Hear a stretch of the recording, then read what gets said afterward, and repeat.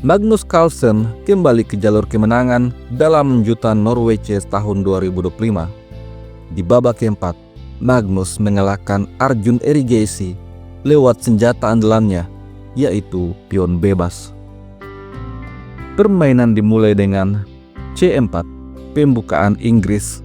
Arjun menjawab C5. Setelah itu, G3, mempersiapkan gajah fianchetto. Arjun mendorong G6, juga mempersiapkan gajah fianchetto. Lalu, keduanya mengembangkan gajah fianchetto.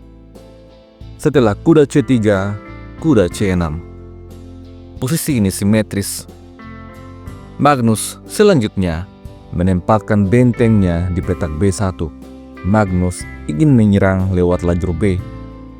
Lalu Arjun mengembangkan kuda F6. Setelah itu, Magnus mendorong A3. Persiapan untuk mendorong B4. Tentu saja, Arjun Erigeisi langsung mendorong A5, menghentikan laju pion. Selanjutnya, Magnus mendorong D3. Lalu E6, kemudian kuda F3, persiapan rokade. Di posisi ini, Arjun Erigeisi rokade terlebih dahulu, lalu Magnus Carlsen mengeluarkan gajah menyerang pion. Oleh karena itu, Mentri menjaga pion. Magnus Carlsen menambah tekanan dengan kuda A4. Oleh karena itu, maka D6 harus maju untuk menjaga kawannya. Di posisi ini, Magnus Carlsen langsung rokade mengamankan raja. Kemudian Arjun menempatkan bentengnya di petak B8. Dari posisi ini, Magnus Carlsen mulai mendobrak. Dia mendorong D4. Pertukaran pion terjadi. Kuda makan pion, tantangan pertukaran, dan terima. Kuda makan kuda, gajah makan kuda. Setelah itu, Arjun Erigeisi mendorong B5.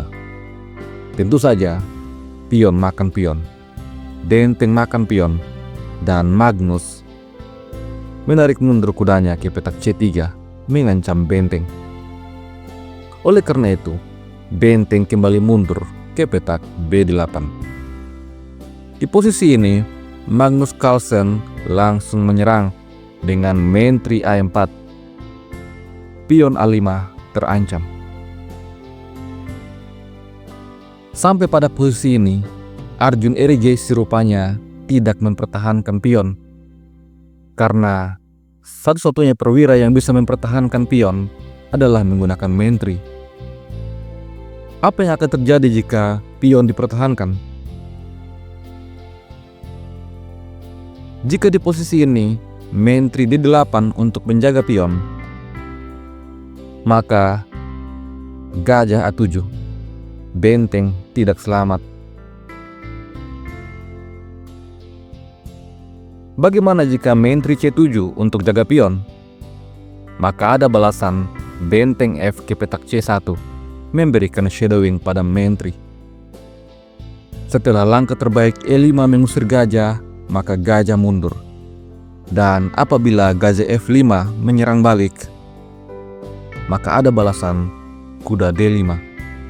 Mentri terancam, begitupun dengan kuda.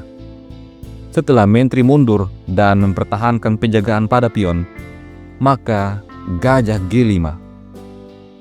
Tekanan yang sangat berbahaya. Dan apabila gajah nekat untuk makan benteng, maka mentri H4. Analisa engine menunjukkan bahwa putih sangat unggul pada posisi ini. Tentu saja Arjun Erigeisi sangat memahami hal itu. Itulah kenapa dia tidak berupaya untuk mempertahankan pionnya. Di posisi ini, Arjun mengajak untuk bertukar gajah. Gajah makan gajah, mentri makan gajah. Setelah itu, mentri makan pion. Sampai di posisi ini, Magnus Carlsen unggul 1 pion dan dia punya 2 pion mayoritas di sayap mentri. Arjun Erigeisi menyerang balik lewat petak center E5, gajah mundur D5, ancaman kepada kuda dan juga gajah di langkah selanjutnya. Olehnya itu gajah G5. Arjun kemudian mendorong D4 dan Magnus Carlsen menukar gajah dengan kuda. Setelah gajah makan gajah, kuda D5. Di posisi ini, Arjun menempatkan gajahnya di petak G5. Selanjutnya, kuda B4. Pion terancam.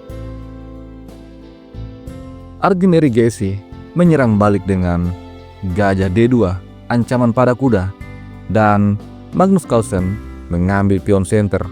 Setelah gajah makan kuda dan pion makan gajah, mentri makan pion. Setelah itu, benteng F ke petak D1.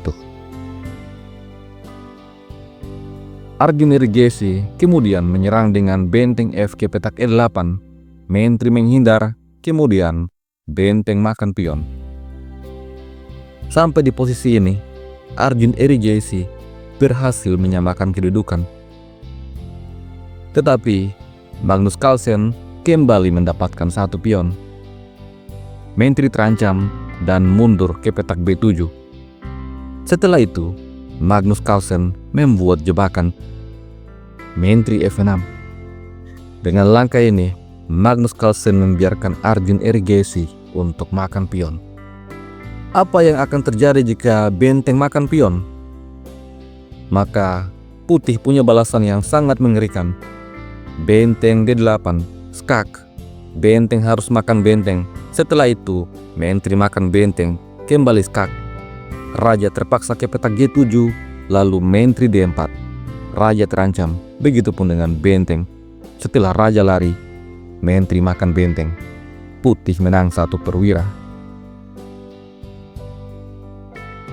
Tentu saja Arjun Erigeisi tidak gegabah. Akan tetapi di posisi ini, Arjun Erigeisi merespon dengan langkah yang tidak tepat. Benteng mundur ke petak E6, mengancam mentri. Pelajaran pertama Magnus dari game ini adalah apabila kita telah unggul satu pion, maka jangan ragu untuk menukar seluruh perwira. Dan Magnus Carlsen memaksakan pertukaran dengan benteng D8, skak, benteng makan benteng, mentri makan benteng, kembali skak. Raja kemudian ke petak G7 dan mentri D4, kembali skak. Raja mundur G8. Selanjutnya, Magnus mendorong pion B4. Visi Magnus selanjutnya adalah mendorong pion bebas sambil memaksakan pertukaran perwira dalam prosesnya. Di posisi ini, Arjun Erigeisi coba untuk menyerang balik dengan H5, lalu Magnus mendorong pion bebas. Arjun kemudian menempatkan bentengnya di petak B6 berupaya untuk menghalangi laju pion. Akan tetapi, Magnus rupanya tidak mempertahankan pion. Dia memilih benteng ke petak E1. Sebuah ancaman yang berbahaya. Apabila benteng nekat makan pion, maka benteng E8, skak. Setelah raja H7, benteng H8, skak mat. Tentu saja Arjun tidak gegabah. Di posisi ini, mentri mundur B8 untuk menjaga pertahanan. Tetapi Magnus mendapatkan kesempatan untuk kembali menukar perwira. Benteng E8. Mentri terpaksa makan benteng, lalu mentri makan benteng. Sekarang pion bebas Magnus bisa melenggang maju. Arjun Erigeisi coba menyerang balik. Mentri E1, skak, raja lari, mentri skak, raja lari, lalu mentri kembali mengejar. Setelah raja ke petak E1, mentri C3, raja E2, mentri C2, raja E3, mentri C3. Setelah itu, raja E4. Mentri ke petak C4, tetapi raja E5. Arjun Erigeisi kemudian mencoba untuk membawa raja ke petak G7. Langsung dijawab dengan H4. Kemudian mentri D3 dan mentri C5. Pion bebas siap untuk didorong. Di posisi ini, Arjun Erigeisi masih mencoba dengan mentri F5, skak. Namun setelah raja ke petak D6, Arjun Erigesi akhirnya menyerah. Apabila permainan dilanjutkan dengan menteri skak, maka raja C7. Tidak ada tempat skak, kecuali langkah terbaik mendorong pion F6. Namun setelah itu, pion bebas akan mulai didorong kembali. Menteri F7 skak, raja D8, menteri skak, raja D7. Dan apabila menteri coba untuk skak di petak F7, maka menteri E7. Setelah pertukaran menteri secara paksa, putih bisa promosi pion. Tidak ada kesempatan bagi hitam untuk menang, kecuali putih membuat blunder